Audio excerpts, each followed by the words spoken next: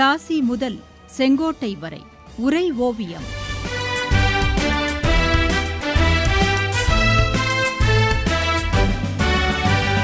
சும்மாவா வந்தது சுதந்திரம் என்பது, சும்மாவா வந்தது.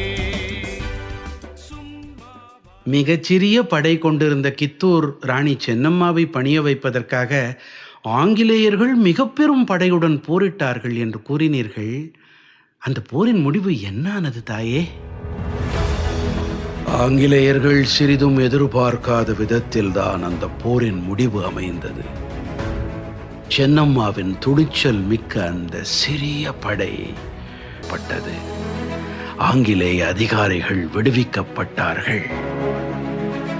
ஆனால் ஒரு பெண்மணியான சென்னம்மாவுடன் போரில் ஏற்பட்ட தோல்வியை பெரும் அவமானமாக கருதினார்கள் ஆங்கிலேயர்கள்.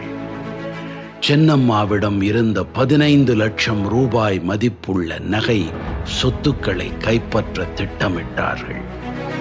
மைசூர், ஷோலாப்பூரில் இருந்து 20,000 படை வீரர்கள், 400 துப்பாக்கிகள் கொண்ட பெரும் படை கித்தூரை சூழ்ந்து கொண்டது. பிரிட்டிஷாரால் தான் ஏமாற்றப்பட்டதை உணர்ந்து கொண்டே சென்னம்மா தளபதி சங்கொள்ளி ராயண்ணாவுடன் இணைந்து துணிச்சலுடன் போரை தொடர்ந்தார். இந்த போரில் மெட்ராஸ் மாகாண ஆளுநர் தாமஸ் மன்ரோவின் மருமகனும் ஷோலாப்பூரின் துணை ஆட்சியருமான மன்ரோ கொல்லப்பட்டான். இதனால் வழக்கம்போல் ஆங்கிலேயரின் தூண்டுதலில் சென்னம்மாவின் படையிலும் துரோகிகள் இருவர் உருவானார்கள். மல்லப்பா, வேங்கடராவ் இருவரும் நம்பிக்கை துரோகம் செய்தார்கள்.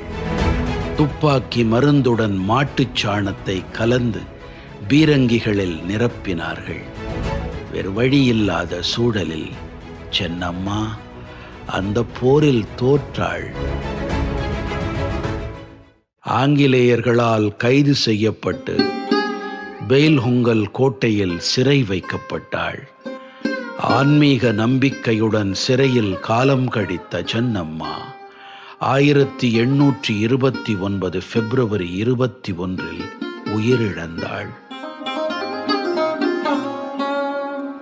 மிக குறுகிய காலம்தான். ஆனால் அவள் தன் வீரத்தால் ஆங்கிலேயரை கதிகலங்க வைத்தாள். தன் மண்ணை காப்பதற்காக சென்னம்மா காட்டிய வீரம் சங்கொள்ளி ராயண்ணாவுக்கு மிகுந்த உத்வேகம் தந்தது.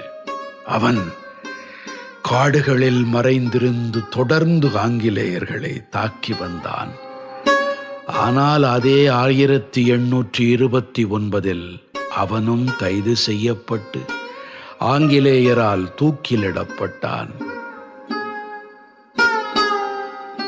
இவர்கள் காட்டிய அந்த வீரமும் வெற்றியும் தலைமுறை தலைமுறையாக என் மக்கட் செல்வங்களுக்கு உத்வேகத்தை தந்து கொண்டிருக்கிறது.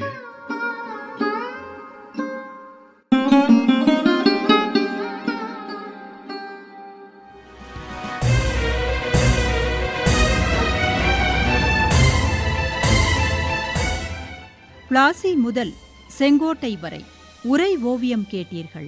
போரிலே இறங்கிவிட்டால் இன்னல் சூழும் தெரியும். பெற்ற தாய் பசித்திருப்பாள், பிள்ளைக்கது புரியும். அன்னையர்க்கு அன்னையார பாரதியின் துயர் துடைக்க அன்னை தானை அழித்துக் கொண்டோர் எத்தனையோ எத்தனை. படைப்பு சென்னை வானொலி நிலையம்.